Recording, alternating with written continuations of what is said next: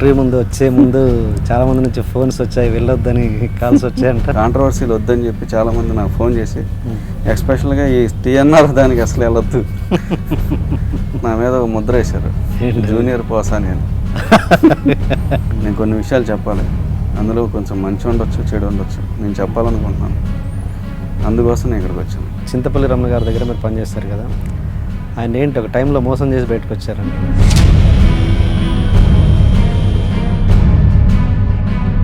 ఇప్పుడు కొట్టాల శివ గారు అన్యాయం జరిగిందని, అన్యాయం జరిగిన రోజు చెప్పాల, సక్సెస్ అయిన రోజు అని చెప్పారు.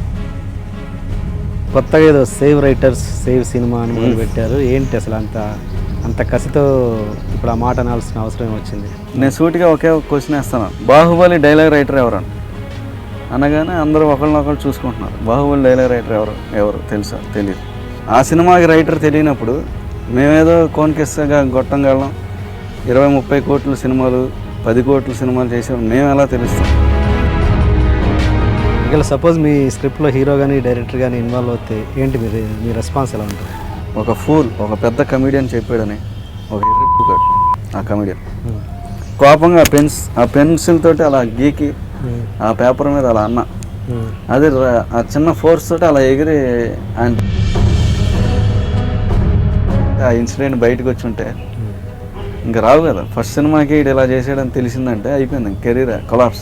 అంటే మీరు చేసిన ఇప్పటి వరకు మహా అయితే 10 సినిమాలు అండి మీరు చేసిన 10 సినిమా అంటే ఇంత చిన్న దశలోనే ఎందుకు ఇంత అగ్రెసివ్నెస్ మీకు? ఎందుకు ఇంత?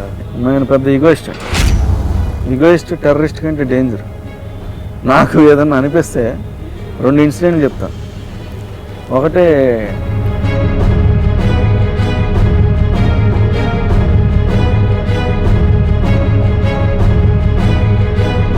మీరు ఇంత స్ట్రైట్ ఫార్వర్డ్గా మాట్లాడుతున్నారు కదా, ప్రతిదీ అంటే నేను ఇంత ఖచ్చితంగా ఉంటారని మీరు మరి ఆడియో ఫంక్షన్స్లో ప్రతిసారి మీరు ప్రతి ఫ్యామిలీకి మీరు గొడుగు పట్టే రకంగానే మాట్లాడుతున్నారు.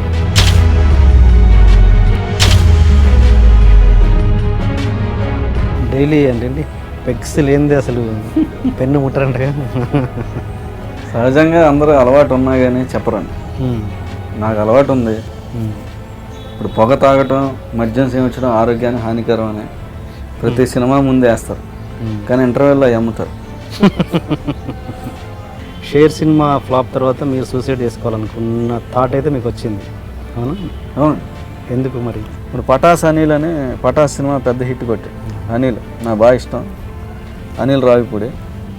ఆ పటాస్ ప్యారలల్గా ఈ సినిమా జరుగుతుంది. ఆ సిట్టింగ్స్కి వచ్చాడు, వచ్చి విలన్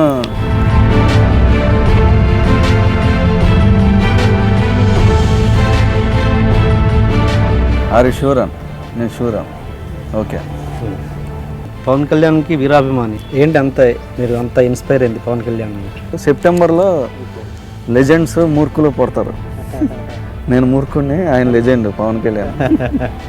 ఇప్పుడు ఈ ఇంటర్వ్యూ చూసి సో మెనీ హీరోస్ వీడు ఒక ఈడియట్, వీడికి డేట్స్ ఇవ్వకూడదు, వీడితో డైరెక్షన్ అవకాశం ఇవ్వకూడదు అని అనుకుంటే నాకు ఆ హీరో